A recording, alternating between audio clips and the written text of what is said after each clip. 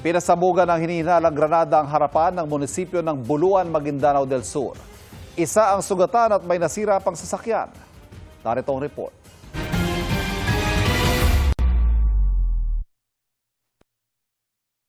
Sunog ang likuran at basag ang mga salamin ng nakaparadang SUV na ito sa Buluan, Maguindanao del Sur. Sugatan ang may-ari ng sasakyan na nagtamo ng sugat sa likod, binti at braso. Ang insidente nga nagugat sa init siyang pampasabog sa harap mismo ng Municipal Hall ng Buluan, pasado alas 8 kagabi, Biyernes Santo. Ayon sa Police Regional Office Bangsamoro Autonomous Region, posibleng 3 granada ang inihagi sumunod ng mga riding in tandem na suspect na agad tumakas. Yung investigation natin, tukoy pa po nung ating explosive unit kung ano po yung ginamit na pagpapasabog. Pero allegedly, 3 yung nasa report po na pagpasabog.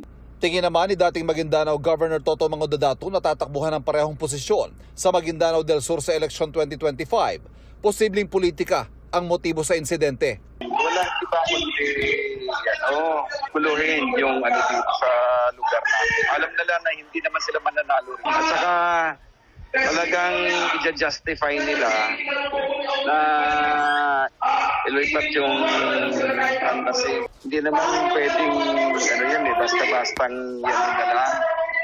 Ay gusto nilang i-justify yung COMELEC control Ayon sa dating gobernador, nakilala rin daw ng sugat ang biktima ang mga naghagis ng pampasabog. Patuloy ang pagtugis sa mga suspect.